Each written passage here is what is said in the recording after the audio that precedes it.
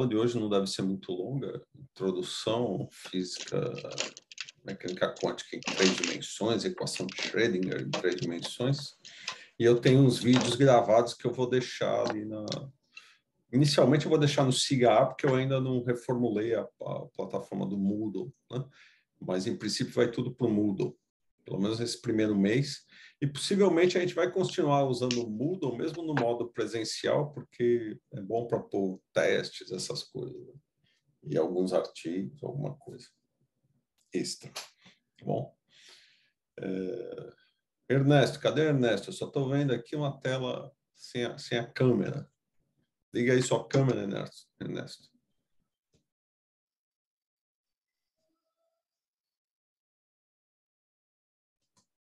Professor, tem até uma dúvida, se eu me permite. Já? O curso nem começou. Já... Não, perguntar sobre que a gente vai passar um mês no remoto e tal. Acho que não dá tempo da gente chegar a fazer alguma prova online. Vai ser Não, todas presenciais. a prova já está até programada. Quem viu lá no SIGA, está programada para quando voltar presencial, né? Se voltar, né? A gente não sabe como é que vai ser daqui até lá. Isso é Mas voltando, logo em seguida, acho que tem uma prova. Tá? Ernesto, ligue sua câmera, Ernesto. Onde é que está você? Acho que ele só entrou aí.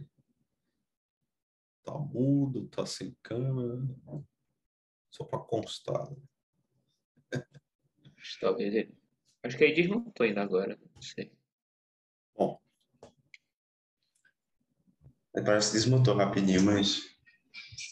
Eu tinha visto também.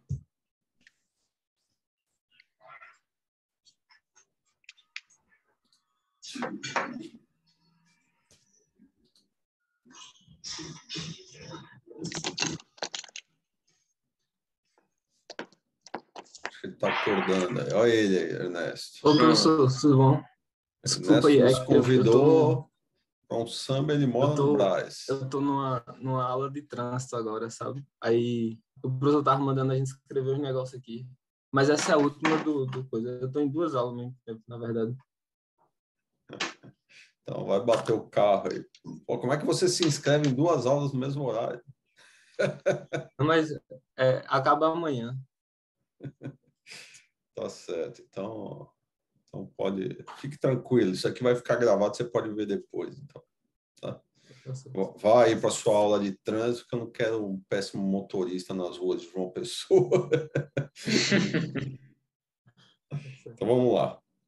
A primeira coisa que eu vou apresentar para vocês... Pode, viu, Ernesto? Pode ficar à vontade aí, não precisa... Né? Nas próximas aulas, você deixa sua câmera ligada. Já que você vai estar aí na outra aula, não vai conseguir prestar atenção em 2 coisas. Preste atenção em uma e outra. Então, vai lá para a aula de trânsito, já que termina amanhã. Certo, obrigado, professor. É mais. Então, vamos lá. Aqui tem... vocês conseguem enxergar aí, né, o conteúdo da... Sim. Isso aqui é o que a gente vai ver nesse curso, em princípio. Tá?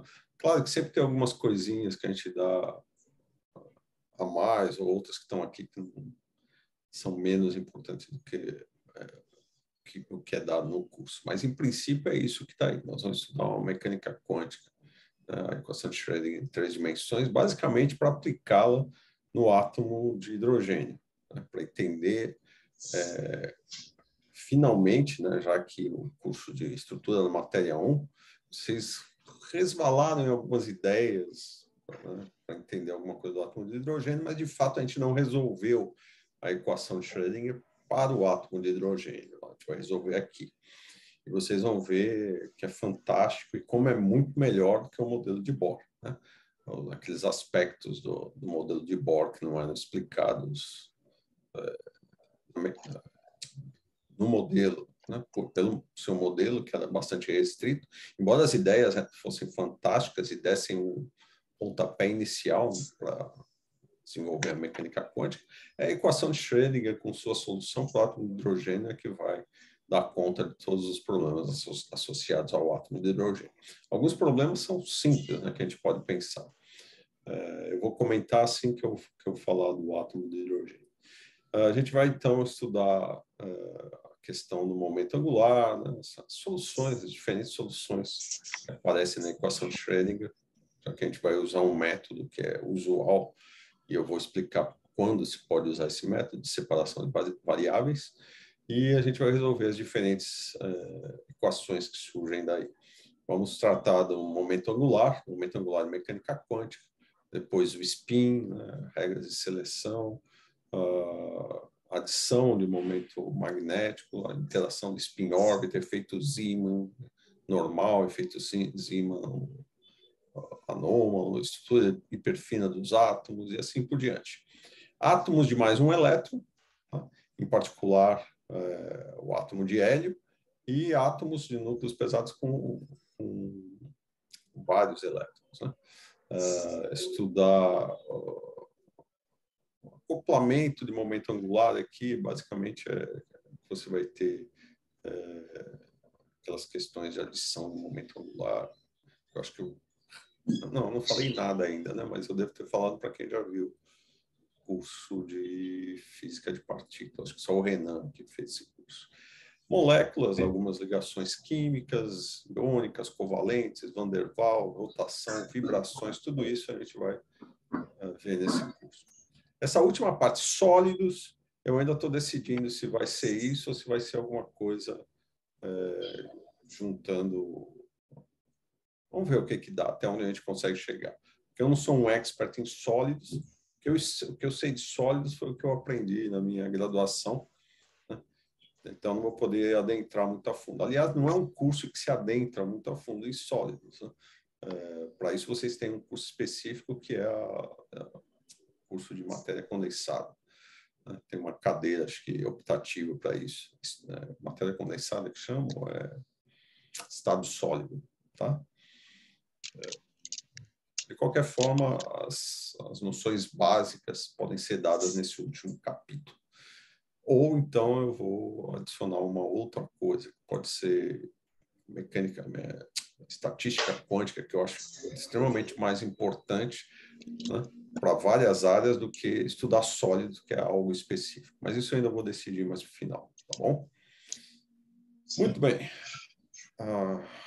Vocês dois já tiveram curso comigo, vocês já sabem como as coisas funcionam. O esquema vai ser mais ou menos o mesmo. São 3 provas, tá? Mas agora vai aumentar uma prova. Antes a gente só tinha 2, né?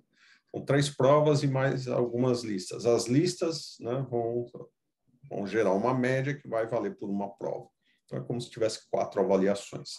As datas já estão aqui disponíveis também. Deixa eu ver aqui. Principal, plano de curso. Eu nunca confio nessa barrinha lateral que está aí, onde está avaliações, porque às vezes as datas aí não estão atualizadas, tá? Eu geralmente vou lá no plano de curso e lá é onde aparece. Se a internet estivesse funcionando bem aqui, ele já teria carregado, mas está demorando. Não sei se é da página do CIGA. Enfim. Vamos confiar que essas datas estão certas. Vocês vão ver que tem 4 datas de avaliação. Na verdade, essa terceira data, onde está uma P3, é onde vai entrar a média dos exercícios que vão ser passados para vocês, os testes, tá bom? E a prova mesmo, a terceira prova que vai ser aplicada vai ser essa P4, dia 23 de junho. Né? Então, 22 de março, veja que já é depois do início do presencial, depois 3 de maio e 23 de junho, tá? O negócio não carrega aqui, infelizmente. Não sei porquê. Miséria. Siga, só pode ser o siga. Enfim, essa vai ser... isso aqui já está lá no CIA, vai ser a estrutura e como o curso deve ocorrer. Eu estou usando o Zoom agora, eu preferia o Google Meet, mas estou usando o Zoom porque o Google Meet acabou com aquele negócio de gravar as aulas e isso ia dificultar para a gente. Eu tive que comprar essa versão do Zoom aqui para poder usar com mais de 40 minutos, porque o Zoom também só permite 40 minutos. Né? Capitalismo selvagem. Mas tudo bem, faz parte. Né? que mais que eu poderia falar só nessa apresentação? Bom, geralmente eu estou disponível, vou estar disponível, né? Às terças e quintas à tarde, para dúvidas, mas a verdade é que eu estou disponível em qualquer horário que vocês quiserem, desde que eu esteja fazendo alguma coisa mais importante, aí eu vos atendo. Senão eu marco um outro horário. Vocês já sabem da minha acessibilidade, qualquer coisa é só mandar ou WhatsApp ou mandar uma mensagem, a gente entra em contato para tirar dúvidas, tá bom? Eu estou aqui usando cigarro. Saiu o cigarro. Bom, eu estou usando cigarro, mas a verdade é que é só nesse primeiro momento. Mas a gente vai usar a plataforma Moodle, então vocês acessem depois a plataforma Moodle. Ainda está completamente desatualizada lá, tá, acho que com estrutura da matéria 1, mas eu vou atualizar em breve, tá bom? E as datas estão certas, sim, eu estava olhando aqui, professor, são as mesmas do plano de curso. Tá, conseguiu entrar, então ótimo. Então é isso, em termos de apresentação do que vai ser o curso, acho que não tem muita diferença. Média aritmética das notas e acabou. Então vamos iniciar essa bagaça. Mecânica quântica em 3 dimensões.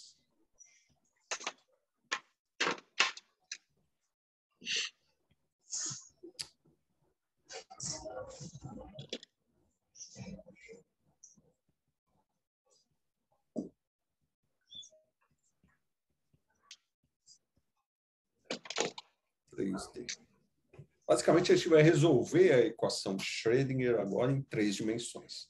E aí a gente vai fazer algo bastante simples, o passo que a gente tem que dar inicial para isso, que é o seguinte. Lembra do que a gente tinha em sistemas em uma dimensão? Tá?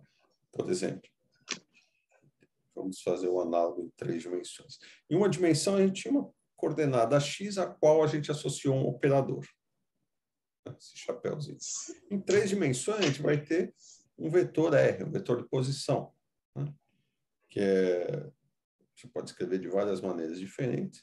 Vou escrever assim, x na direção y, que é um operador, y na direção j, mais z na direção k. Veja que o chapéu em i, j, k não tem nada a ver com operador, é só para indicar que eles são versores. Tá? Bom, para não confundir, eu vou mudar o chapéu dele. Vou colocar uma setinha, mas lembra que eles são vetores unitários. Tá? O chapéu estou colocando em operadores e a setinha para quando é vetor. Então, o nosso novo vetor posição R, tem o chapéu porque ele é operador também, ele é simplesmente a soma desses 3 vetorzinhos. Não tem segredo nenhum até aí.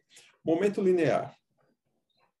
Momento linear em uma dimensão é simplesmente menos IH cortado dx, que é a única dimensão presente. Em 3 dimensões, também não vai ter muito segredo.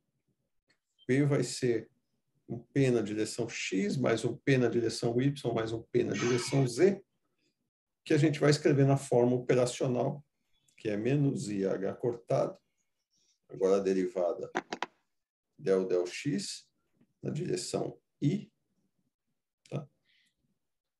Menos IH cortado del z, na direção del y,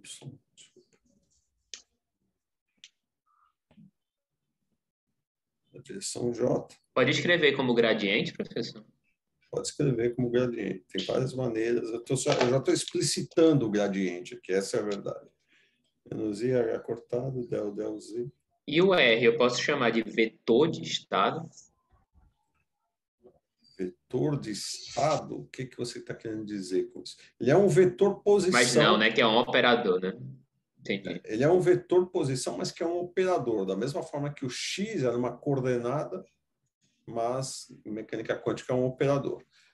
Que dependendo da representação que você está, se for a representação de coordenadas, o x é simplesmente x mesmo, né? Ele não tem uma forma operacional. Mas se você tiver na representação de momento, aí existe uma diferença. Eu acho que isso eu não falei no curso de de estrutura 1, né? Na verdade, a gente só fala dessas coisas em mecânica quântica, né? Você pode ir para representações diferentes. Representação de momento, quem vai ser o operador diferencial vai ser a coordenada, né? E o momento linear vai ter o mesmo papel que tinha a coordenada na representação de coordenadas, ou seja, o P chapéu vai ser simplesmente o momento linear, tá? Só para vocês ouvirem, mas vocês só vão ver isso em mecânica quântica. Não sei quem já está vendo mecânica quântica aí. Ninguém, né, está falando de mecânica quântica aqui. Não tem pré-requisito ainda. Certo. Não pagou métodos ainda. Aí Então, não dá pra pegar. Então, não se preocupe ainda com isso. Pensemos apenas, né, na mecânica quântica da maneira que eu estou apresentando. Essa é a representação chamada representação de coordenadas, tá?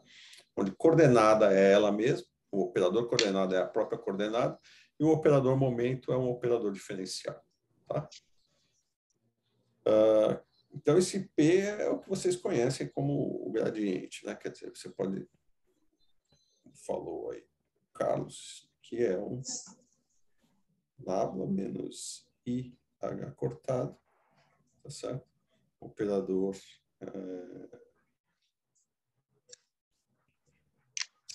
gradiente, ou nabla, tanto faz o nome que vocês... São os dois nomes que tem na literatura. Tá bem? Bom, em uma dimensão, aí começa a aparecer as coisas que são x e p igual a IH cortado. Em 3 dimensões, você vai ter uma relação de comutação diferente de zero para cada coordenada. Ou seja, x não comuta com px, portanto, isso é IH cortado. Da mesma forma, y não comuta com py, é IH cortado. E, finalmente, z não comuta com pz, é igual a IH cortado. Tá? Qualquer outra relação de comutação é nula. P's com P's, coordenadas com coordenadas, e coordenada x com componente y do momento linear, coordenada x com componente z do momento linear, e assim por diante, são todos zero. As únicas que são diferentes de zero são essas três aqui. Tá bem? Então, essa é a generalização, ou seja, o momento na direção y, ele não tem nada a ver com coordenadas na direção x ou z. Por quê? Porque ele é um operador diferencial que só depende de quem? Da coordenada y. As outras duas. Se eu pegar isso daqui, ó, pega essa componente, del x, por exemplo. Ele só depende de x. Então, ele vai comutar, né, com tudo que tiver y e z. Inclusive com as derivadas em y e z, que são as componentes y e componente z do momento linear. Tá? Por isso, todas as relações de comutação vão ser zero, exceto essas três aqui. Que é fácil você mostrar isso daqui. Você tem a cara do operador, tanto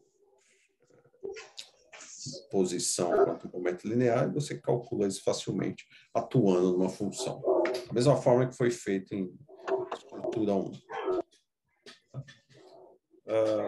Eu só vou pedir para vocês manterem os microfones desligados enquanto eu falo, porque senão acho que sai na gravação aqui. Vai sair os ruídos. Aí quando vocês quiserem falar alguma coisa, vocês ligam, tá bom? Então, continuemos. Energia cinética, vou chamar de T. Ops. A energia cinética, o operador é energia cinética. Tá? P quadrado sobre 2m em uma dimensão, que na verdade é menos h cortado ao quadrado sobre 2m d2 dx2. E em 3 dimensões, né, energia cinética vai ser o quê? Trimomento operador ao quadrado sobre 2m. Só que o trimomento operador ao quadrado nada mais é do que nabla com nabla. Nabla escalar nabla, ou seja, o nabla 2. Né? Então, isso daqui é menos h cortado ao quadrado sobre 2m nabla 2. Onde nabla 2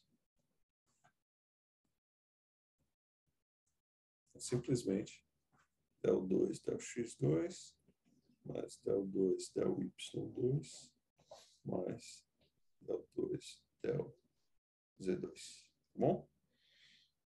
Tudo bem até aí? Por quê? Porque P quadrado é P escalar P. P escalar P é esse operador escalar ele mesmo. Então, I com I vai dar del x, que é del 2, del x2, e assim por diante. E Y, que é esse operador aqui. Com esse fator ao quadrado, que é menos H cortado ao quadrado. O nabla ao quadrado tinha um nomezinho, né?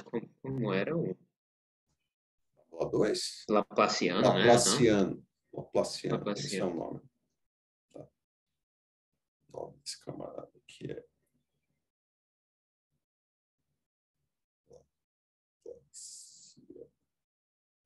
Você já deve ter visto, acho que em eletromagnetismo, né?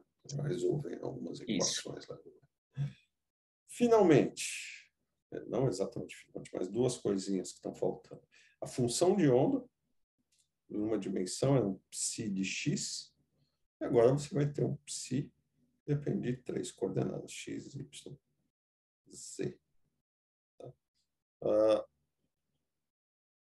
Psi de x e t de maneira mais geral, mas geralmente nesse curso a gente vai sempre trabalhar com o fato de que o potencial não depende do tempo, portanto, a função de onda é separável em psi de x vezes um φ de t, e a solução φ de t é aquela solução harmônica que vocês conhecem, e elevado a menos i, e, t sobre h cortado. Tá? Mas, por completeza, de maneira mais geral, com potencial dependente do tempo, eu teria um psi de x e t, e no caso, em três dimensões, psi de r e t. Tá bom? Ok. Claro que esses casos são geralmente não solúveis. Na melhor das hipóteses, você consegue usar o que a gente chama de métodos aproximativos, que vocês veem só em mecânica quântica 2. Tá? Mas eu não vou nem entrar nesses detalhes aqui, porque a gente só vai tratar potenciais simples que não dependam do tempo e que implicam em soluções que são separáveis. Tá? Outra coisa, um operador qualquer, mecânica quântica em uma dimensão O, ele tem um valor esperado, né, que é simplesmente a integral de psi estrela, o operador O, psi dx. É claro que esse psi aqui depende apenas da coordenada x, né? Não estou colocando, mas é isso aqui. Só depende de x.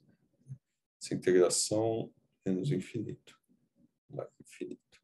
Em três dimensões, a grande diferença, o operador O vai ter agora uma integral que vai ser uma integral tripla. Então, uma para cada coordenada. Psi estrela, x, y, z. Estou esquecendo já a parte temporal. Que isso é uma função harmônica, ela desaparece nesse produto.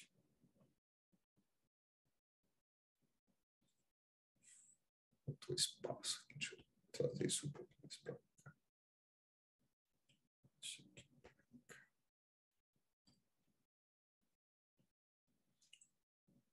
Dx, dy, dz. Bom. O que mais que eu posso dizer? Bom, essas são as relações entre uma dimensão e três dimensões. Tá? Não tem muito segredo até aqui. Essa é a parte fácil, né, dessa transcrição da mecânica quântica em uma dimensão para três dimensões. Alguma dúvida até aqui? Acho que não, né? Não, tá tranquilo por hora. Tô tranquilo. Então, vamos... Só um comentário que é importante é o seguinte. A gente viu que as relações de comutação entre coordenadas, né, distintas, elas são zero. E a mesma coisa acontece se eu tiver um desses operadores com uma função dessas coordenadas distintas. Elas também vão comutar. O que eu estou querendo dizer? Vou colocar aqui como observação. Suponha que eu tenha coordenada x, o operador x, tá? E uma função do operador y. Como x e y comutam, isso aqui também comuta. É isso que eu estou dizendo. E vale a mesma coisa para um momento linear, por exemplo. Você tem um momento linear, componente z, uma função operador y, isso é a mesma coisa aqui. dz. Tá? Então, envolveu coordenadas diferentes, pode ser uma função qualquer do operador, né? Elas vão comutar.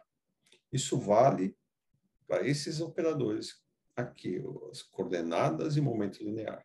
Isso já não vai ser verdade para outros operadores, de maneira geral. Por exemplo, o momento angular, como a gente vai ver bem mais tarde. O momento angular já não obedece esse tipo de relação. Mas, se for só momento linear e coordenadas, isso aqui sempre vale.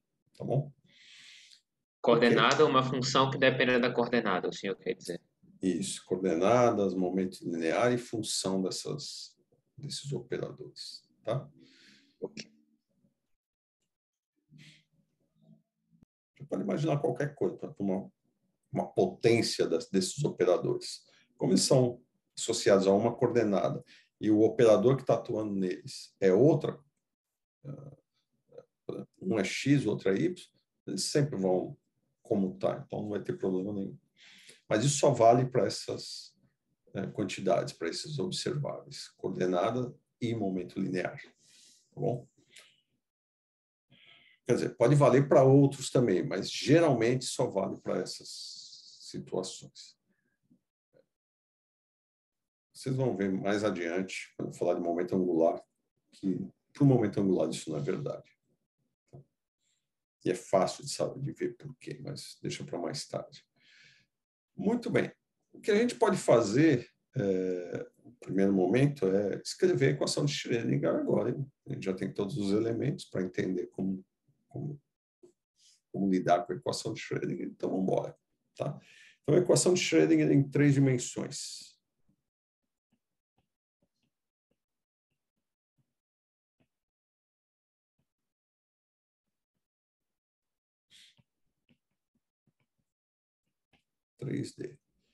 Eu vou fazer bem rápido a parte. Não, vamos fazer o seguinte. Eu não vou nem fazer essa parte temporal, porque isso está num vídeo que eu vou deixar disponível, que é um vídeo introdutório. Acho que a primeira parte, até os 11 minutos, 12 minutos, eu faço essa separação de variáveis do tempo. Tá? Mas não é nada diferente do que vocês já fizeram em uma dimensão. Ou seja, eu tenho uma equação de Schrödinger onde o potencial só depende das coordenadas.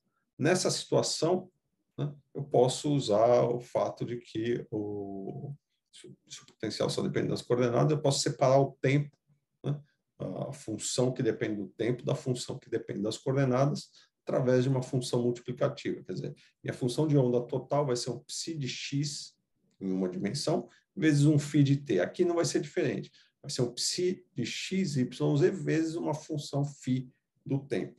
Tá certo? Como você vai ter uma equação diferencial, onde um lado depende do tempo, outro lado depende das coordenadas, né? E essas variações atuando nas funções vão implicar que tem que valer para qualquer coordenada e qualquer tempo. Portanto, ambos os lados têm que ser igual a uma constante que a gente chama de energia, E. Lembram disso?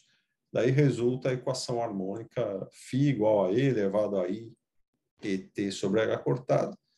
E a outra equação vai ser a parte só dependente das coordenadas, ou seja, a equação de Schrödinger independente do tempo.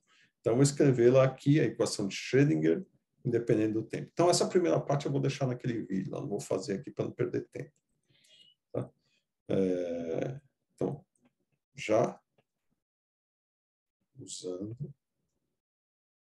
a equação independente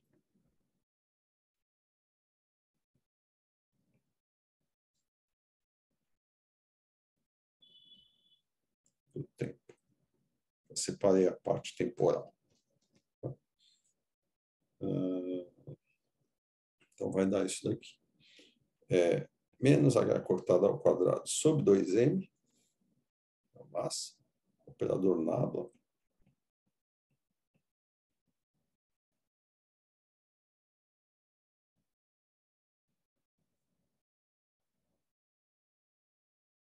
isso aqui vai atuar em psi mais o potencial que só depende x, y, z.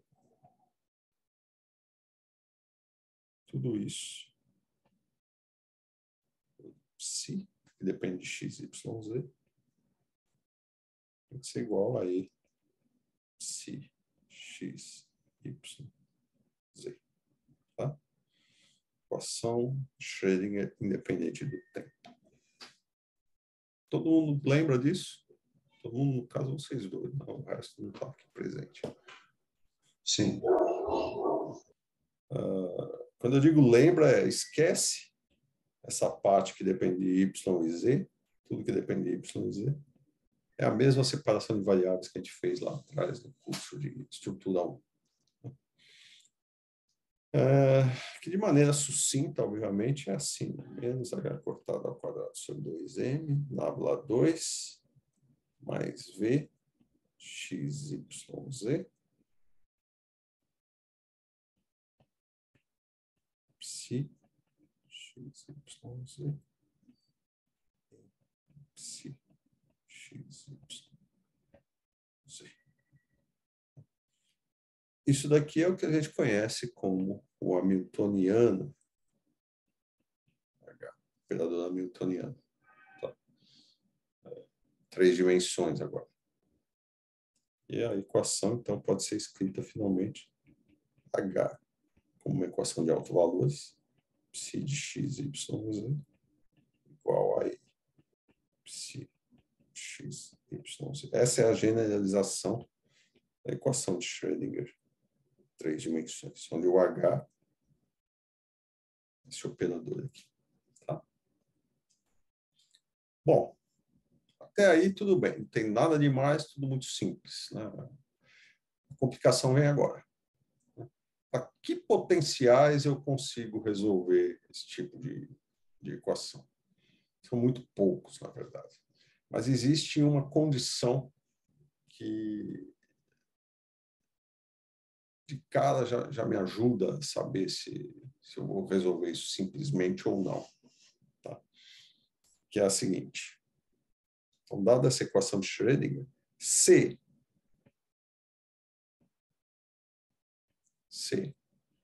V, X, Y, Z for do tipo Vx de X mais Vy de Y mais Vz de Z. Então, eu posso escrever a hamiltoniana da seguinte forma.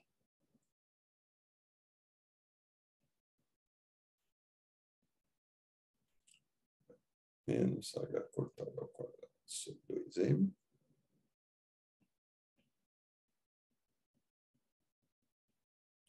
Mais Vx, X, mais menos h cortado ao quadrado sobre 2m, del 2, del y2, mais Vy, y, finalmente, mais del Z2 mais Vz de Z. É uma hamiltoniana que a gente chama de hamiltoniana separável, ou seja, o H, ela está cada vez mais feia.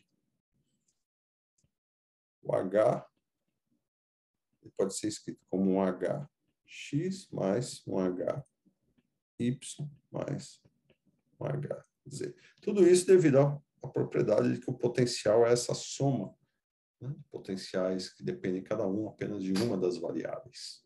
Tá? Aí você olha para a equação de Schrödinger, se isso daqui é uma soma, o nabla2 também é uma soma de diferenciais, né, de segunda ordem. Então, eu pego cada coordenada e separo dessa forma na Hamiltoniana, no operador hamiltoniano. Então, eu posso escrever o H como HX, HY, HZ. E, portanto, a equação de Schrödinger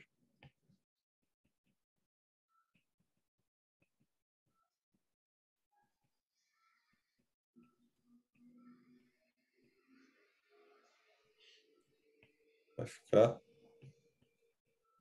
HX.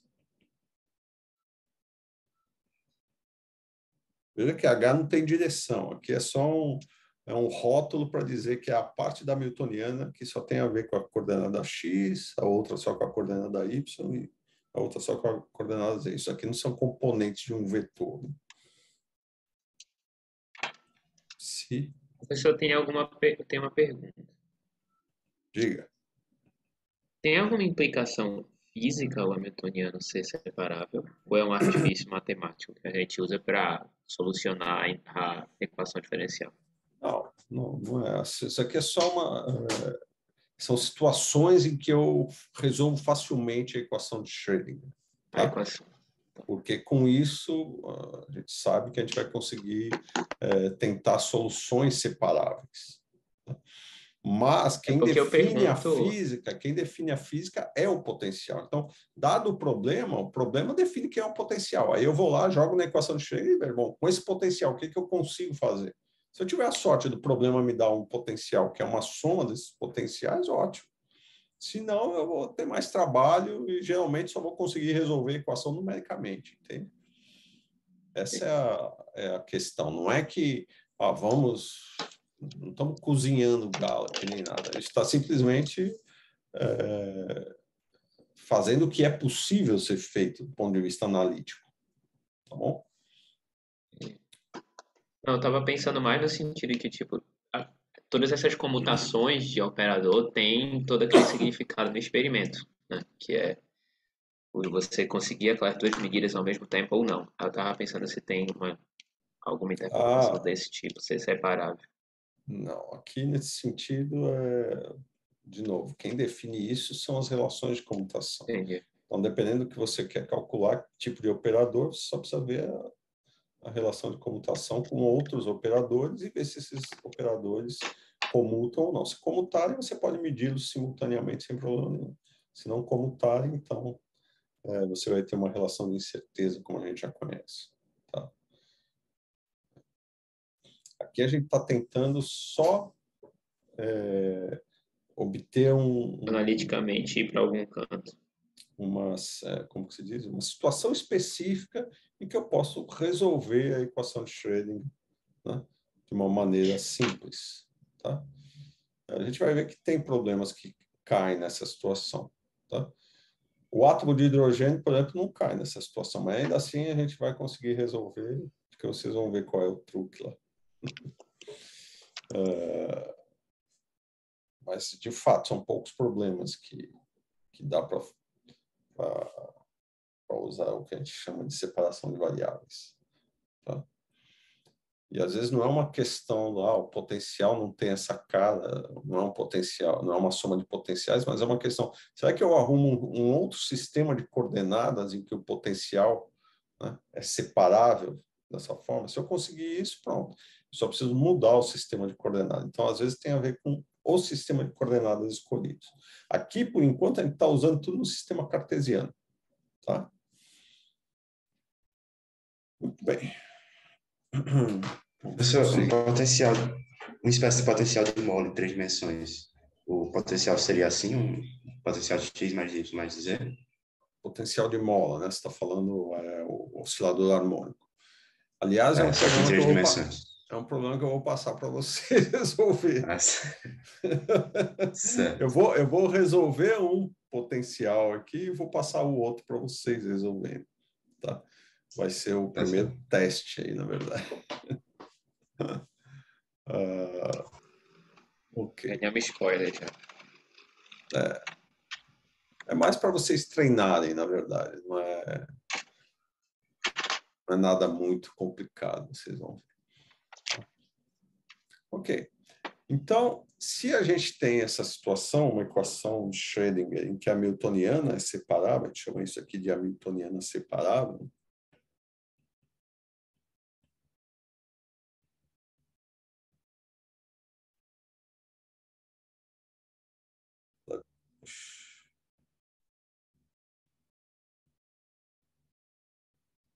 já leva esse nome porque ela vai implicar numa equação de Schrödinger, uma equação que é separável, mas apenas se a gente tentar uma solução do tipo psi x, y, z igual psi x de x, psi y de y, psi z de z. Bom, a gente tenta um tipo de solução igual a esse, um produto de funções, né, de onda. E isso aqui vai levar ao que a gente conhece como separação de variáveis, né? Equação de Schrödinger, equação diferencial.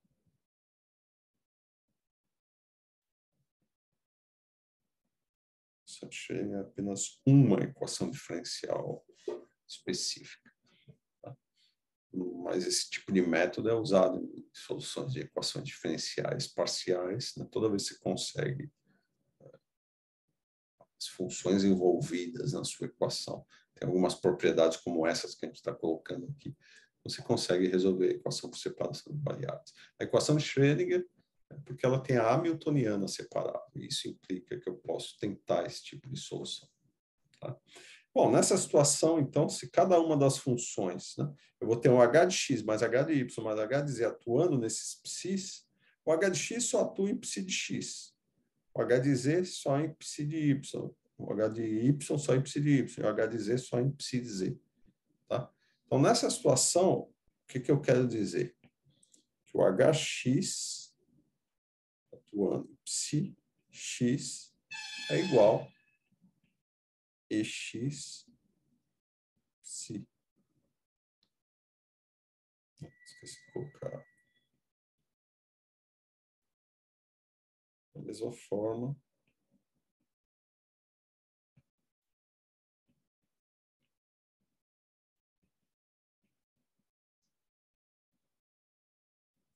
fiquem tranquilos. Você já deve estar se perguntando que diabo ele está chamando, né, componentes X, Y, Z da energia. Não tem nada a ver com componentes. A gente já vai entender o que é isso. Vamos resolver a equação e a gente vai ver o que é. Mas é como... Acho que é o alto valor para cada, né? É um alto valor para cada um desses operadores. Né? O HX, né, que a gente viu, só depende das coordenadas X. Ele só vai atuar em quem? Só pode atuar na parte da função de onda que depende de X. Tá? Então, eu espero que tenha uma equação de autovalores, né? Psi de x, h de x atuando em psi de x vai me dar uma constante EX. Eu vou tentar isso. Né? Então, uma equação de autovalores para cada uma das componentes.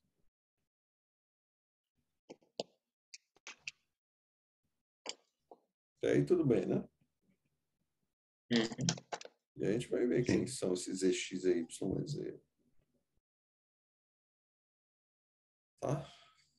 Então, tá. Ok.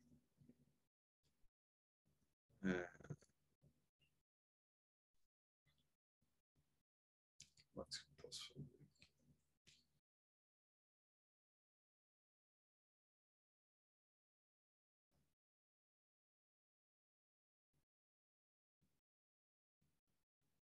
Bom, então vamos supor isso daqui, que isso aqui é verdade.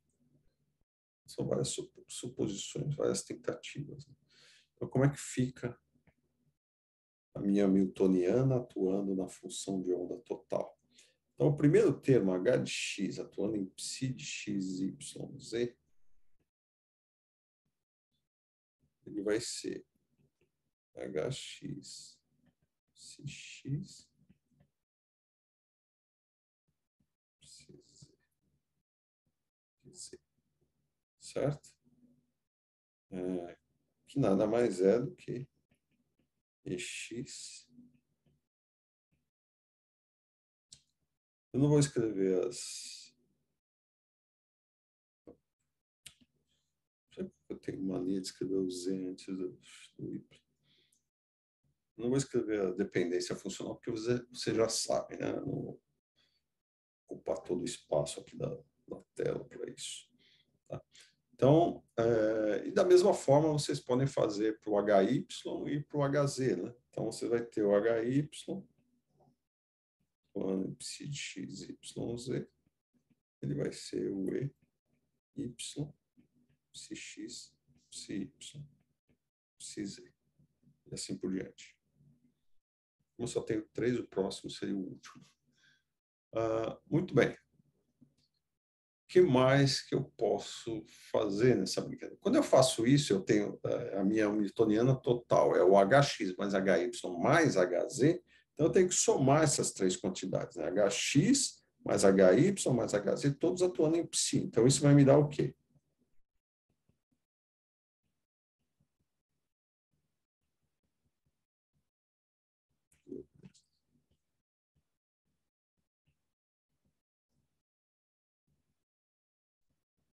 X.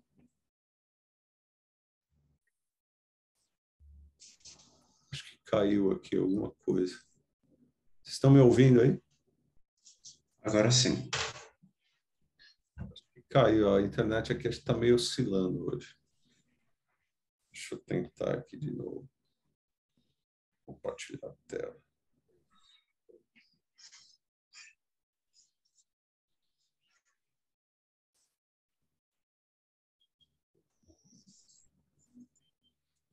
Ossos do ofício. Até onde vocês me ouviram aqui? Até eu vi tudo, na verdade. Até onde está escrito. Até a última linha. Então, vamos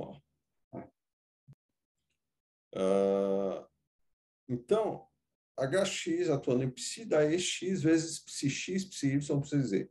HY dá EY, psi-x, psi-y. Então, o resultado é uma soma, né, desses E's vezes psi-x, psi-y, psi-z, que é a própria função psi de x, y, z. Certo? Muito bem. Nessa situação, a gente tem... qual é a conclusão? Isso daqui é do meu operador hamiltoniano, H, atuando em psi de x, y e z. Isso daqui, de novo, é psi de x, y e z. Pela nossa equação de Schrödinger, isso daqui tem que ser E. Conclusão?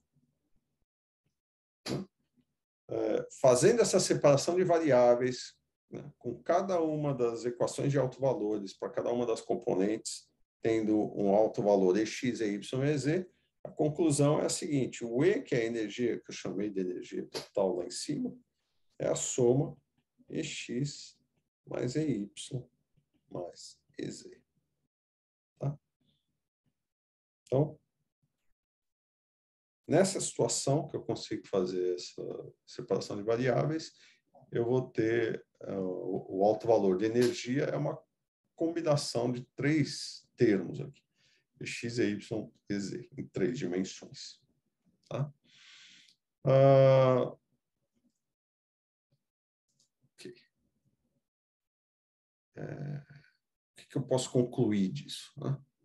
Que se a minha solução é uma solução separável da equação de Schrödinger, né, as funções de onda elas se multiplicam para dar a função de onda total, né, psi de x, psi y, psi z, o produto dessas 3 me dá psi de x, y, z, e as energias se somam, né, se a hamiltoniana é separável, em hx mais hy mais hz. Essa é a conclusão.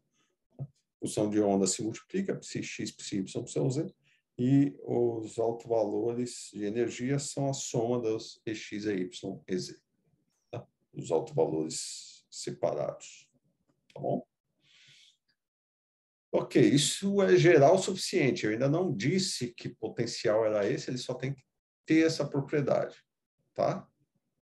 Agora, uma outra propriedade importante é que a gente tenha a questão da normalização seja garantida das funções de onda, tá? Então, vamos ver quando que isso acontece. Condição de normalização da função de onda.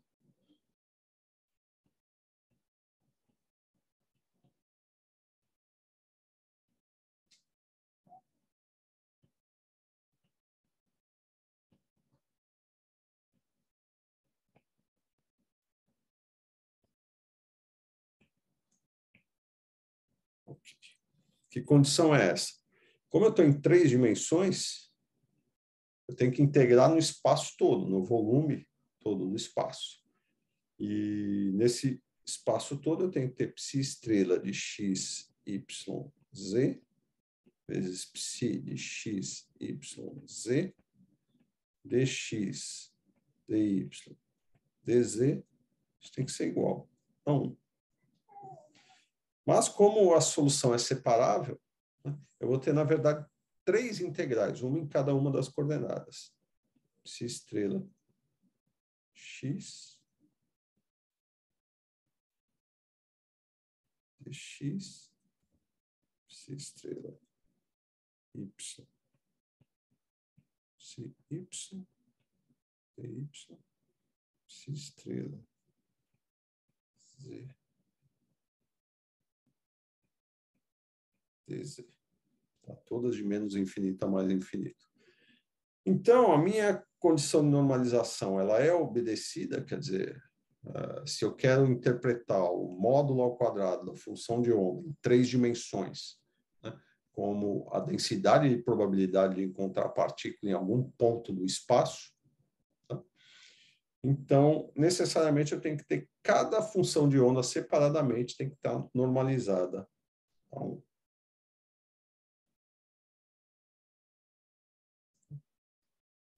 É isso. Em outras palavras, se eu conheço um problema unidimensional, né, e eu passo para esse mesmo problema, só que em 3 dimensões.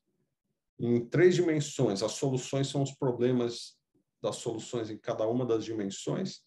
Então, eu já garanti a normalização da função de onda, porque cada uma dessas são as soluções do problema unidimensional. Por exemplo, pensa no posto de potencial, que é o problema que a gente vai resolver agora. É justamente a solução em que a gente vai ter isso aqui obedecido automaticamente. Tá? E outra coisa interessante é que se eu tenho como elas são ortonormais, né, as autofunções são ortonormais, se eu tenho uma função psi-x, né, com outra função psi-x, só que seja ortogonal uma à outra, então essa integral vai dar 0. Certo? Então, não importa que aqui seja o mesmo psi com psi y, psi z com psi z. Se uma delas aqui é diferente, psi x com psi x, por exemplo, com algum número quântico diferente, isso aqui vai dar 0. Então, toda essa integral tripla dá 0. Então, basta que um par dessas funções, né, seja ortogonal para que toda a relação de ortogonalidade em 3 dimensões dê 0. Tá? Professor, a ortogonalidade... deixa eu ver se eu entendi. A ortogonalidade entre o psi e o psi bar, é isso? Psi e o psi estrela, né? Por exemplo, isso aqui vai ter números quânticos, tá? Lembra da solução do poço? Você tinha um número quântico n. Aqui você vai ter nx, ny, nz. Agora, suponha que eu pegue um psi estrela com um valor de n e o psi x com valor n'. Elas são ortogonais. Então, essa integral aqui seria 0, concorda? Se eu pegasse psi nx de x estrela com psi n'(x) de x, onde n' de x é diferente de nx. Então, essa integral aqui seria 0, não é? Mas como é zero, está multiplicando todo o resto, então toda a integral tripla é zero. Então, basta que um par, né, de funções de onda seja ortogonal para que toda condição de ortonormalidade esteja garantida, seja ortogonal, dê um resultado ortogonal, igual a zero. Tá? Tudo bem?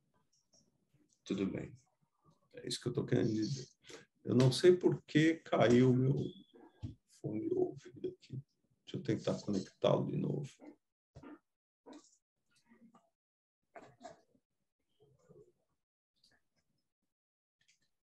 Eu vou ao banheiro.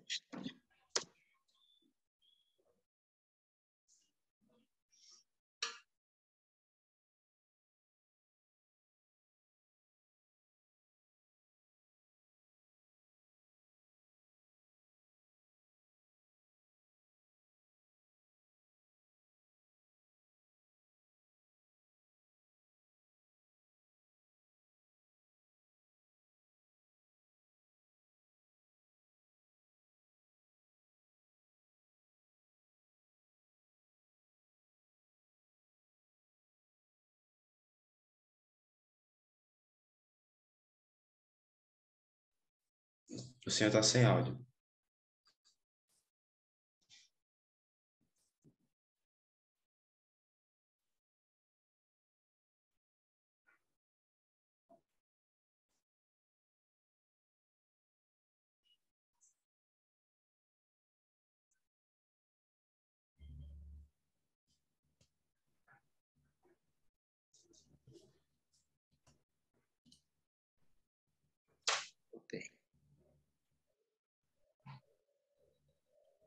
Acho que deu problema no Será que fone. travou? Acho que caiu.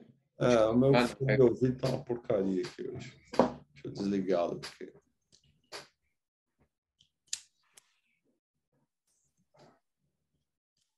a evolução das máquinas hoje na internet. Então, o que eu quero dizer é o seguinte, né? Então, eu vou ter números quânticos associados, né? Devido às soluções que a gente vai ter, em vez de ter, por exemplo, um valor n sozinho, como é no caso de uma dimensão, eu vou ter que associar cada parte da função de onda psi-x, eu vou associar um nx, psi-y, um ny e psi-z, um nz, por exemplo. Tá? Nessa situação, eu posso ter, por exemplo, uma solução psi, que é nx, ny, nz, tá? x, y, z, tá certo? E o que isso significa? Né? Significa que ela é o produto psi-x, nx, x, psi, y, ny, de y, psi, z, nz, de z. E quando eu fizer esse produto, eu vou ter psi estrela para cada n, y, n, z, e é possível que o outro elemento do produto, né, envolva n's diferentes. Né? Se houver algum n diferente, o que vai acontecer? Pelo argumento que eu usei aqui, isso aqui vai dar zero e, portanto, a relação vai dar zero. Então, isso significa o seguinte, que de maneira geral eu posso escrever assim. Integral psi, vou deixar os argumentos de fora, vocês já entenderam o que eles querem dizer. Estrela vezes psi n' x, n' y, n' z, dx, dy, dz, que eu poderia escrever d3x também, mas por enquanto eu vou deixar assim. Isso é igual a uma delta de Kronecker, nx, n' de x, ny, n' de y, nz, n' de z. Ou seja, se um dos n's for diferente, você vai ter zero. Se o NX for igual a NX', NY igual a NY', e o NZ igual a NZ', então eu vou ter 1 nessa relação de ortonormalidade. Essa aqui é a relação mais geral que eu posso escrever. Por isso que eu fiz o comentário assim. Tá entendido isso aqui? Sim. Ok. Então, agora eu vou dar o exemplo, que é o exemplo do potencial quadrado infinito em 3 dimensões.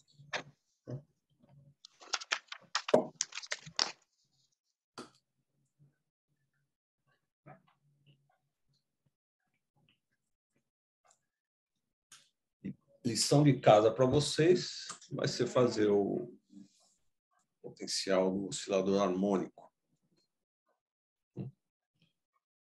Aí eu coloco lá para vocês fazerem. Então, um exemplo.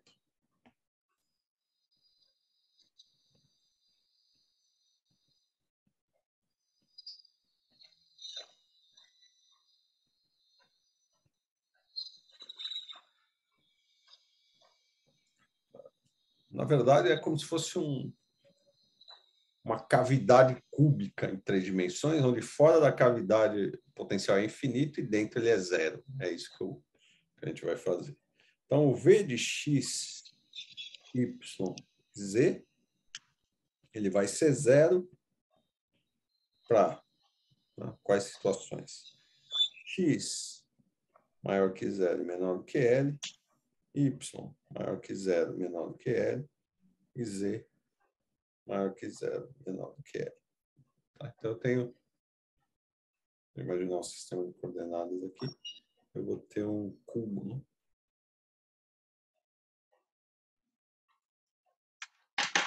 Então, calma, professor. Uma caixa cúbica que no interior o potencial é 0 e no exterior é infinito, é isso? Exato. Ok. Essas são as direções x, y. Né? E o V aqui, então, nessa região de fora ele é infinito e lá dentro ele é 0. Tá? Lá dentro ele é, vou colocar uma outra cor,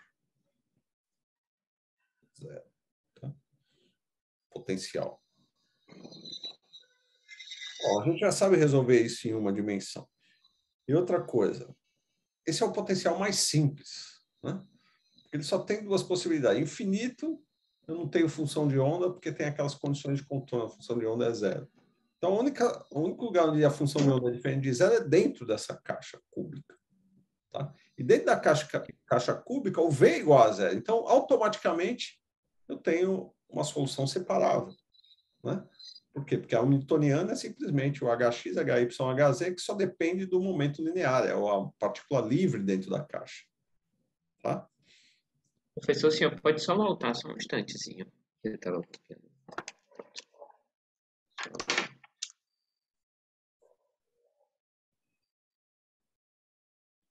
Alguma coisa que você quer perguntar?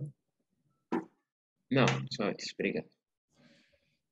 Ok. Então, vocês concordam que nessa situação, automaticamente, o psi, né, a função de onda total, x, y, z, vai ser o produto psi1 de x, psi2 y, psi3 z.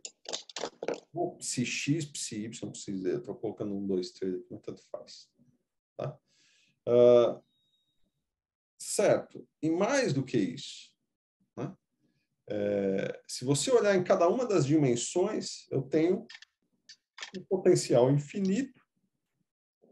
Eu sei a solução. Não sei se vocês lembram, mas as condições de contorno, a função tem que ser 0. No 0 e 0 igual a L implica numa função seno, né? Onde, então, psi1 x, por exemplo, é uma função seno kx, só que aqui eu vou chamar de k1 x. Psi2 a mesma coisa, só que agora uma função na direção y. Então, tem um k2 associado a ele.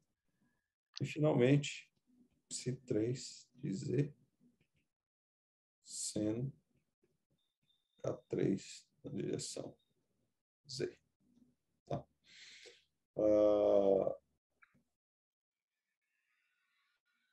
Ou seja, a função psizão de x, y, z, isso é uma constante de normalização, seno K1x, K2y, seno K2, K3z. Certo? Concordam com isso? Com a condição de que K1 L tem que ser igual a quanto? Nπ sobre 2. Vezes π. Por que π? Porque é em múltiplos de π que a função seno é zero. Tá? Se a condição de contorno nas bordas tem que ser zero e na origem tem que ser zero. Na origem o seno é automaticamente zero. Mas para ser zero, né, em x igual a L, y igual a L, z igual a L, eu tenho que ter um múltiplo de π. É por isso que aqui vai um K1, N1, porque esse múltiplo ele não precisa ser o mesmo para cada uma das direções. Então, um vai ser N1, outro vai ser N2 e outro N3. Vou chamar de NX, NY e NZ. Acho que foi até melhor, né? Eu vou deixar assim, porque eu já fiz assim, vai ficar assim. A mesma coisa, o K2L tem que ser igual a um N2π e o K3L igual a N3π. Essas são as condições de contorno para essas funções, para que elas se anulem nas bordas desse cubo. Tá? E na origem, automaticamente, elas se anulam. Então, não tem problema nenhum. Bom, a gente sabe que se você colocar essa função de onda na equação de Schrödinger, qual é a equação de Schrödinger? Essa daqui.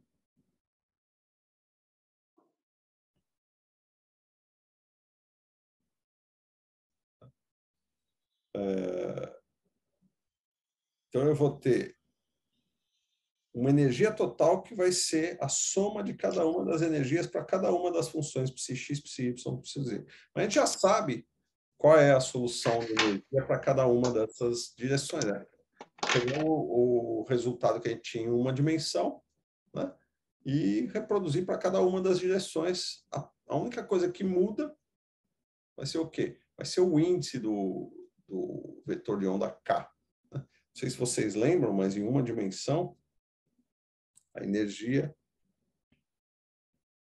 Vou pegar a direção x, podemos chamar de E1. E1 é igual a H cortado, lembram disso? Sobre 2m, K1 quadrado. H cortado K é o momento linear, né? Quer dizer, é uma partícula livre dentro da caixa. Então, na verdade, isso aqui é um P quadrado sobre 2m. Lembram disso? Tá, isso para direção Y é a mesma coisa. Vamos chamar de x e y e z. Eu vou deixar o índice 1, vocês vão lembrar que tem a ver com eixo x. K2 é com eixo y. K3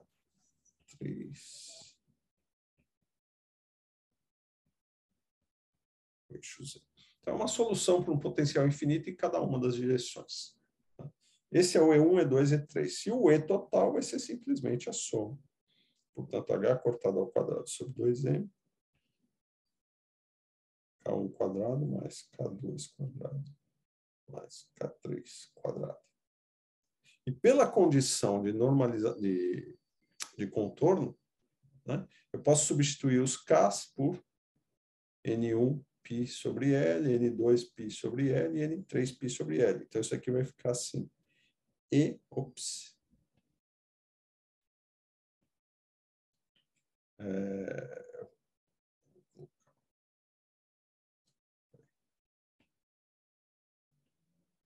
Vou colocar um índice N1, N2, N3. Aqui é o que eu estou chamando de E. O E, na verdade, vai depender de 3 índices. Por isso que eu estou colocando esses 3 índices. Da mesma forma que em uma dimensão o E era um EN, né? Cada valor de N era um alto valor de energia. Aqui ele vai depender de 3 desses N's. Tá? Por causa dessa soma. Então, vai dar h cortado ao quadrado sobre 2m.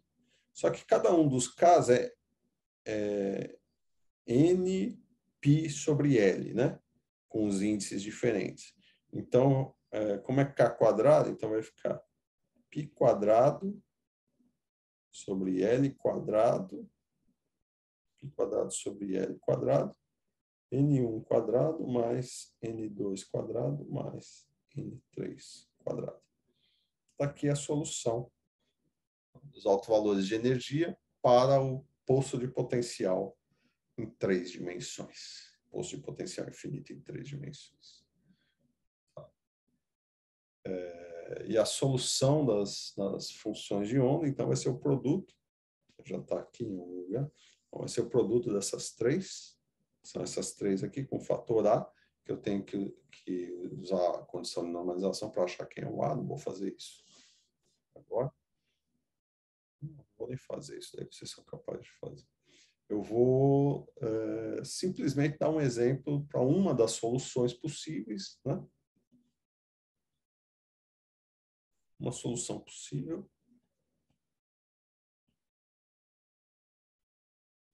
Algum estado dessa partícula nesse cubo.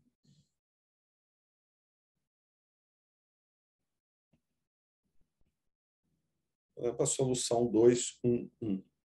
Quem é essa solução 2, 1, 1?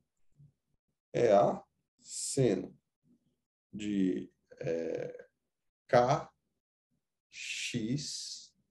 seno de Kx, onde o K é 2π sobre L, é o K1x, só que o K1x, deixa eu escrever explicitamente, seno de K2y, seno de K3c. Mas o K1 ele está associado com N igual a 2, né? E o K1 ele é N1π sobre L, como N1 é igual a 2, vai ficar 2π sobre L. Então, isso vai ficar assim, A seno 2π sobre L, x seno. O K2 vale 1. Aqui, ó. K2 vale 1. K2 não. O N2 vale 1, né? E o N2 está associado com o K2 através disso daqui. Então, vai dar π sobre L. E a mesma coisa para a direção Z. π sobre L, x, seno, π sobre L, Z, que é y, desculpa.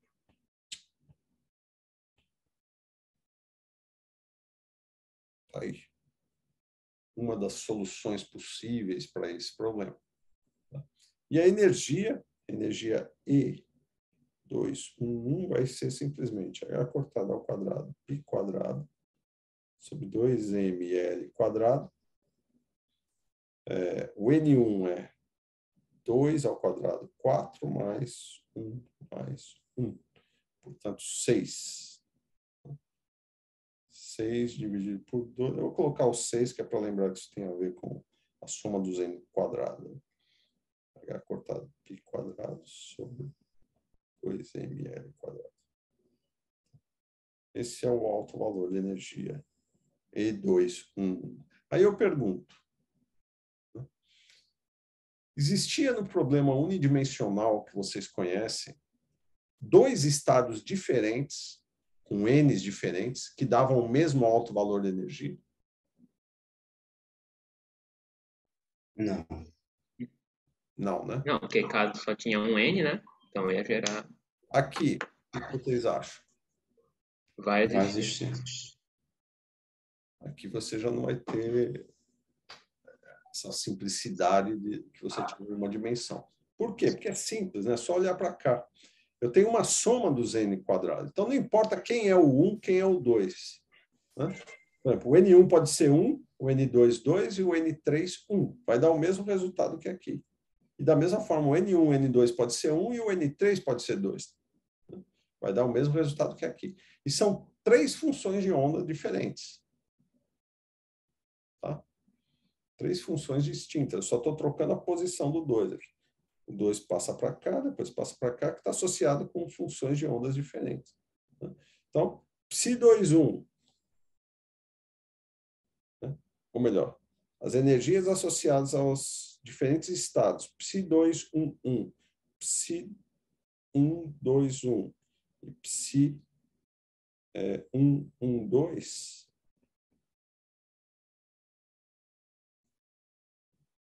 todos vão ter a mesma energia, que é igual E2, 1.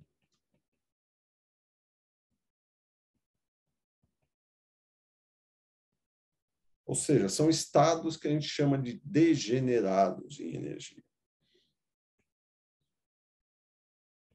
3 diferentes estados com a mesma energia.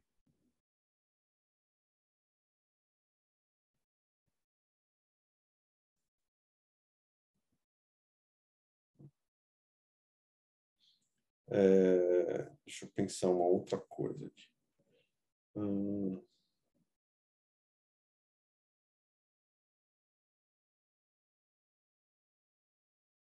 Bom, você podia pensar em outra combinação de N's que desse 6, né? Mas não existe, né? Só tem esses 3 estados. Tá? Okay. Porque o N é sempre de 1 até infinito, você não pode pôr N's iguais a 0. Então, é só quando tiver uma permutação desses N's com mesmos valores é que você vai ter estados degenerados. Tudo bem? Tudo bem. Certo. Professor, Agora, uma pergunta. Lá no caso de uma dimensão, a gente viu que teria como você imaginar um aparato que faria um posto potencial infinito, entre aspas. Aproximaria um potencial infinito. Nesse caso aí, em 3 dimensões, seria possível fazer análogo? exatamente. Né? Você cria potenciais, só que agora em 3 dimensões. Antes você tinha uma linha. É como aprisionar uma partícula dentro de uma área cúbica. Né? Eu imagino que na prática seja possível fazer isso. Você sabe que existe aprisionamento de partículas, né? Eles fazem aprisionamento de nêutrons, aprisionamento de um monte de possíveis partículas. E geralmente é só usar campos elétricos em distintas direções, né? Que evitem com que você tenha a partícula passando por essas barreiras. Você cria uma barreira de potencial em cada uma das direções distintas. Eu imagino, não vou dizer com certeza porque eu não sou experimental, nunca fiz isso. Mas acho que dá para imaginar. Cavidades esféricas, você é capaz de criar, eu acho que, configurações de campos. Se você olhar um acelerador de partículas, por exemplo, não é que você está confinando uma partícula, mas você está confinando a trajetória de uma partícula num feixe bem colimado. Para isso você usa campos magnéticos e tudo, que a partícula vai seguir uma linha que você conhece bem, uma trajetória bem definida, vamos dizer assim. Se você é capaz de fazer isso num anel, eu acho que você deve ser capaz de fazer isso em 3 dimensões. O pessoal que trabalha com físicas de materiais deve fazer isso com alguma facilidade. Não sei se o melhor tipo de potencial seria o cúbico, né? Porque às vezes, porque o cubo tem arestas, isso pode implicar algumas dificuldades, mas alguma configuração tridimensional que você consiga aprisionar uma partícula. Certamente é possível. Tá? Mas aí eu estou extrapolando. Do ponto de vista prático, eu sei que existe, mas eu não sei qual é a melhor configuração. Não saberia dizer se uma configuração cúbica seria ideal. Entendi. Já envolve outros conhecimentos técnicos que eu não domino. Mas vamos prosseguir aqui. Obrigado. Eu quero fazer uma pergunta para vocês. Você consegue imaginar um jeito de quebrar essa degenerescência?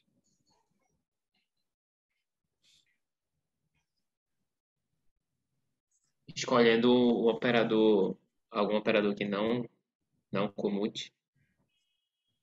uma coisa mais simples.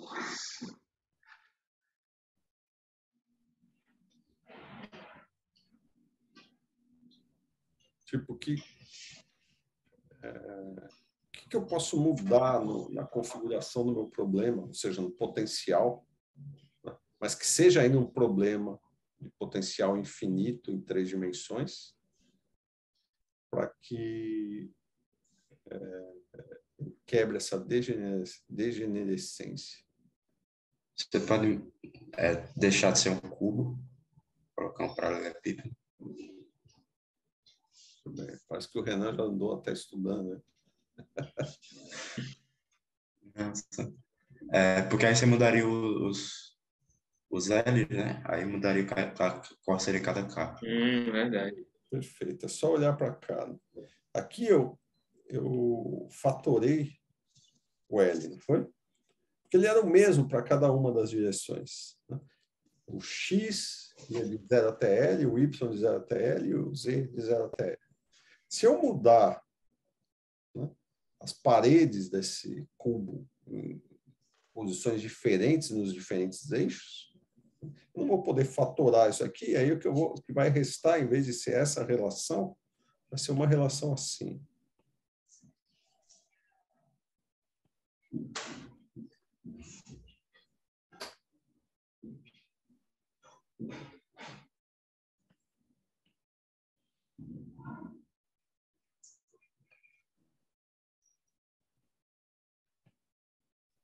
L1 quadrado.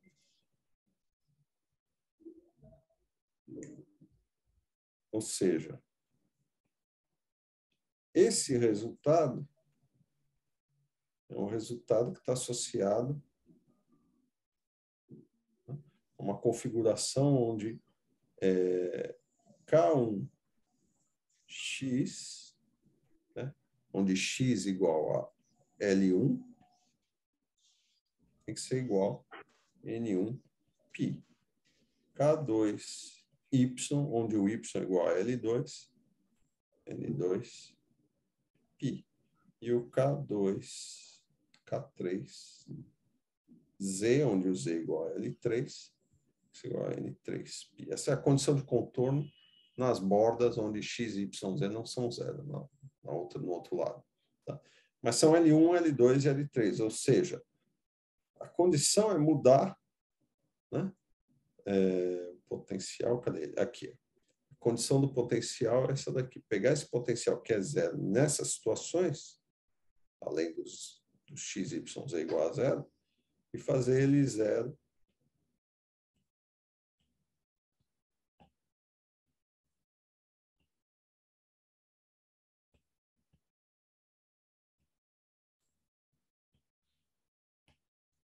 L1, L2, L3. Então, em vez de ter um cubo, eu vou ter um paralelepípedo, como disse o Renan. Nessa situação, eu estou quebrando a degenerescência. Tá? Porque agora, se o N1 é 2, N2, 1, N3, 1, né? E eu mudar o N1, 2, N1, 1, N2, 2 e N3, 1, o valor vai ser diferente. Né? Porque N1 sobre L1 é diferente de N2 sobre L2. Tá? Então, trocar N1 por N2 não vai dar o mesmo resultado. Tá? O que eu estou dizendo é, se N1 sobre L1, né? Suponha que N1 sobre L1 é maior do que N2 sobre L2. Troca o N1 por N2, troca os índices dos N's. Claro que eu vou estar mudando a relação, porque para que isso seja verdade, a relação entre L1 e L2 tem que ser diferente da relação N1 e L2. Certo? Em outras palavras, se o N1 sobre L1 é diferente do N2 sobre L2, o que vai acontecer é que se eu mudar o N1 com o N2, eles vão ser diferentes das relações anteriores. Suponha que isso aqui seja 1, isso aqui seja 2. Na hora que eu trocar o N1 com o N2, quer dizer, os valores, se um é 1, o outro é 2. Um vai ficar 1 sobre 1, o outro 2 sobre 3, por exemplo. Agora eu troco o 2, passo para onde estava o 1 e o 1 para onde estava o 2. Aí você vai ficar com 1/3 e 2, 1/2 e 2/3. São relações, obviamente, diferentes. Bom, é mais fácil olhar da maneira geral aqui do que ficar olhando por exemplozinhos simples. Né? Pega a situação N1 igual a 1, N2 igual a 1 e N3 igual a 2. E agora muda. Faça esse 2, 1, 1.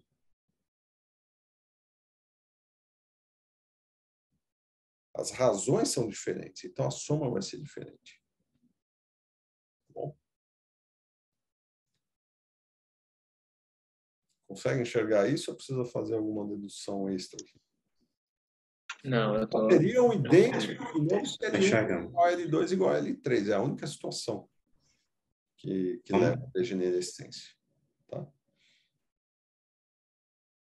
Você poderia ainda ter alguma degenerescência se, por exemplo, L1 fosse igual a L2 ou L2 igual a L3, indiferente do outro. Então, você quebraria um pouco da degenerescência, mas não teria ainda alguma degenerescência. Você poderia trocar um par deles. Tá? Mas nessa situação em que cada um deles é diferente, L1 diferente de L2 diferente de L3, aí você quebrou completamente a degenerescência. Tá certo? É isso que eu quero dizer. E aí, eu posso até colocar uma figura. E eu pensando que era uma almofada, mas é o Thor ali atrás. É o Tortuga Sacamano. Jurava que era uma almofada. Aqui tem uma figurinha. Então, aqui está uma situação exemplificando esse caso. Né? Quando os N são todos iguais a 1, né, você vai ter 3 vezes a energia E1. Tá? Quando os L são todos idênticos. Certo? Quando um deles é diferente, né, você vai ter todos eles com a mesma energia 6E1. E a mesma coisa, quando 2 são 2 e 1 é 1, você vai ter, de novo, 3 deles com energia 9E1. Quando os L's são diferentes, um maior do que o outro, ou seja, os 3 são diferentes, bom, para a situação nx igual a 1, ny igual a 1 e nz igual a 1, aí não tem muito o que fazer, só tem um estado, todos só podem valer 1, então só tem um único estado de energia. E a gente viu no caso com um deles igual a 2, que são 3 casos diferentes e cada uma delas vai ser diferente. Quer dizer, cada um dos estados vai ter uma energia diferente, uma maior do que a outra. Você pode mostrar explicitamente substituindo valores aqui. Tá?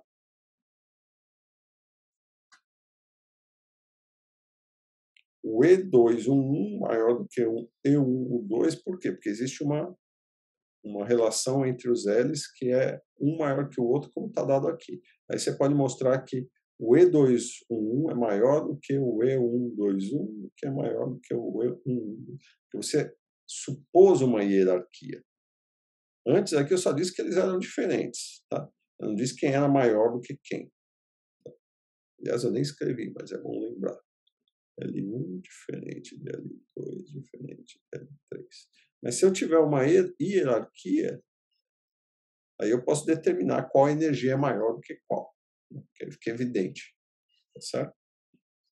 Que é o que se o L1 é menor, então ele vai dar o maior termo ali, né? Exatamente. E aí se você pega o termo multiplicando ele sendo 1, vai dar uma coisa, mas sendo 2 vai dar uma coisa maior. É uma coisa maior. Então a energia por 2 não vai ser maior. Exatamente. Isso em todas as situações. Você pode pegar todos os outros níveis, vai ser sempre assim. Né? O maior índice na primeira entrada sempre vai dar o maior valor de energia. Tá? Justamente porque o L1 é o menor de todos. E o L1 ele entra aqui. Então, quanto maior, se esse aqui já é o maior do que essas... Esquece os N's, põe tudo 1 aqui. 1 sobre L2 é menor do que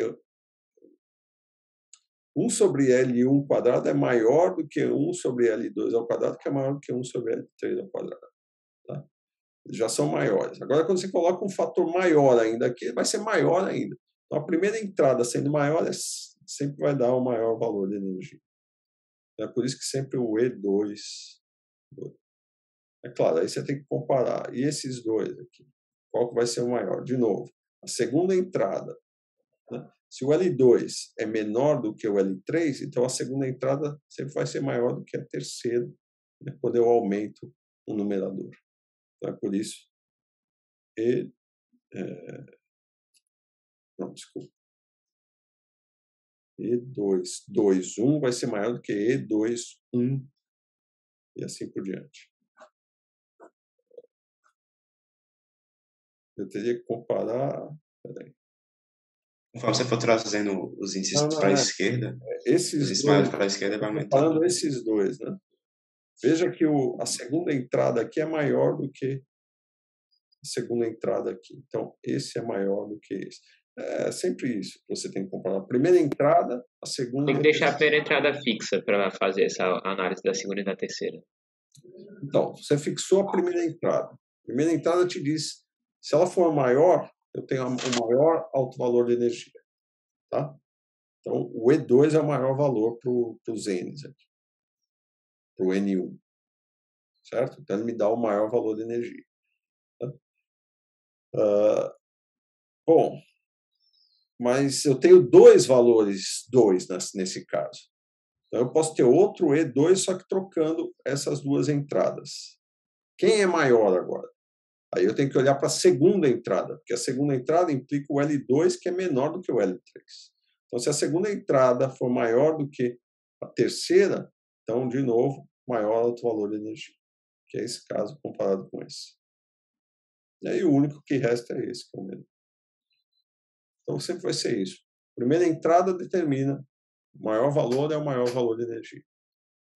Aí, se eu quero olhar para o próximo nível de energia, eu tenho que pegar a segunda entrada maior para o alto valor maior e a segunda entrada menor para o alto valor menor, que é o que está aqui. Bom, não tem muita confusão. Olhem para a solução e verifiquem que é isso, só olhando para a hierarquia dos L's. Tá? Se você não estiver convencido, faça aí com os números, você vai ver que é sempre isso. Quem manda primeiro é esse, maior valor para N, depois esse, depois esse. Para essa escolha aqui. Se você mudar a hierarquia, vai mudar as ordens aqui. Né? Muito bem. Mas esse exemplo é legal porque vocês viram pela primeira vez, né, que em 3 dimensões começa a aparecer esse problema da degenerescência dos altos-valores de energia, que implica, na verdade, a degenerescência tem a ver com alguma simetria. Né? O cubo é a forma mais simétrica, né, de um objeto, quer dizer, tem a forma esférica. Estou falando de objetos com linhas retas, né, formado por polígonos. Polígonos quadrados ou retangulares. Depois você tem você podia ter um paralelepípedo com 2 lados iguais e um diferente. Seriam menos simétrica do que o cubo, mas um pouco mais simétrica do que um paralelepípedo em que os 3 lados são diferentes. Tá?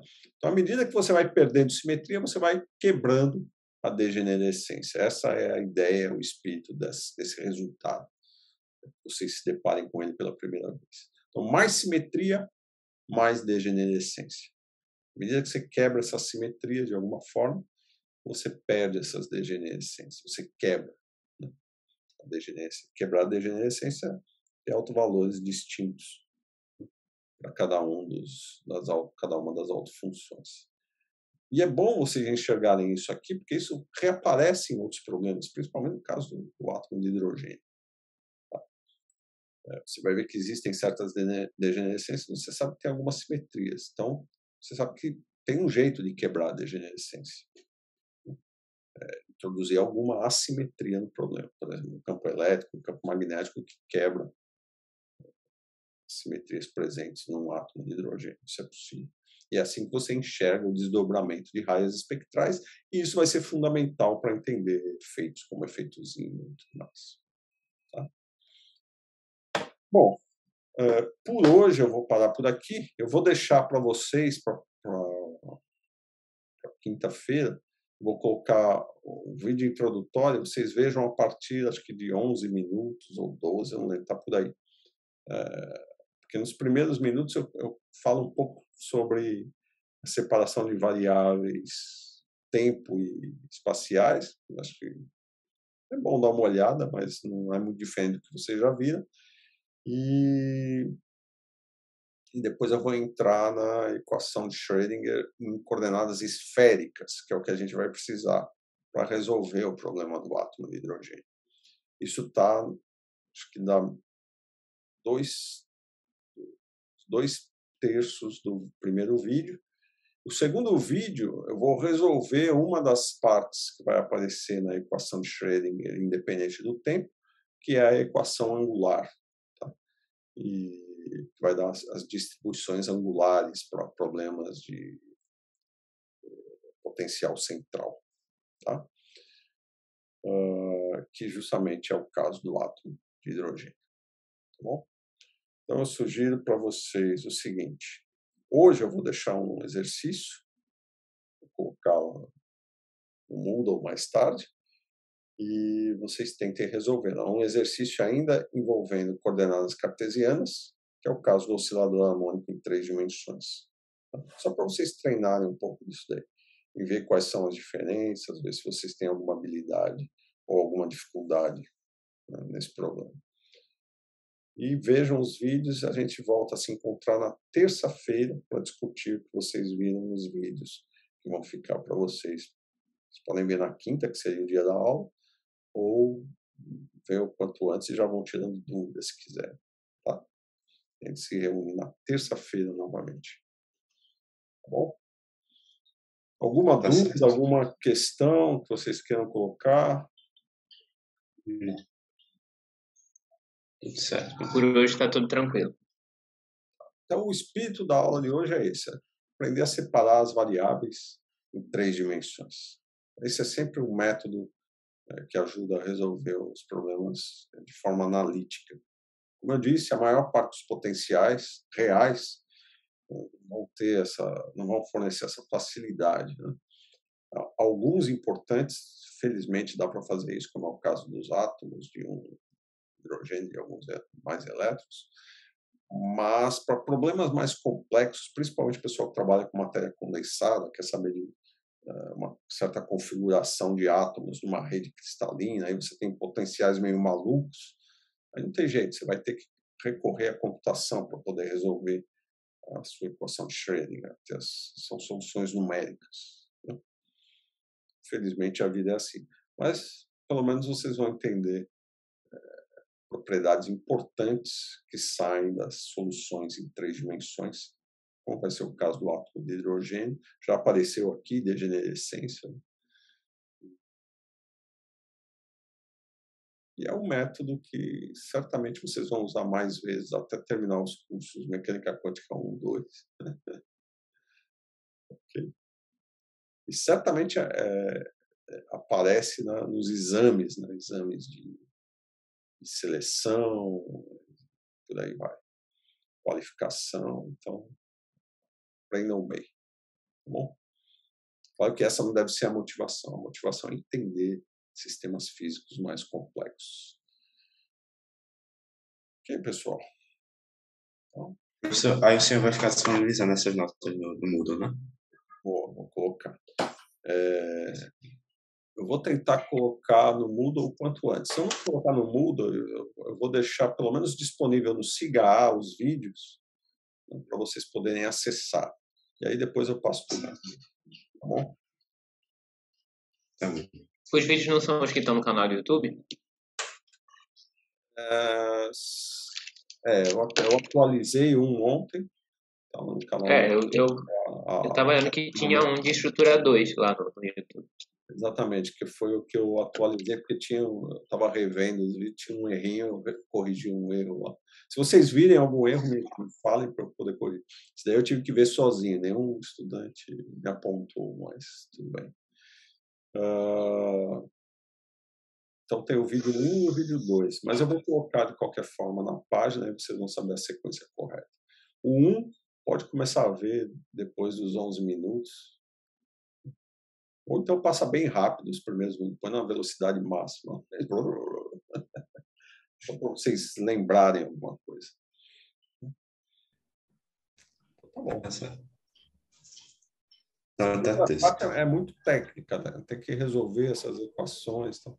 Mas chegando nos resultados, aí vocês vão poder absorver os conceitos físicos importantes associados às soluções, tá?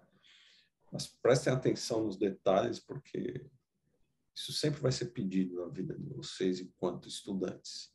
Depois que vocês forem professores, aí o máximo que vai acontecer é vocês ensinarem sobre isso, mas vocês vão ter que saber bem isso, tá bom?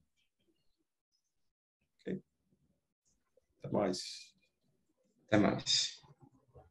Tá certo. Obrigado por hoje, professor. Na terça-feira.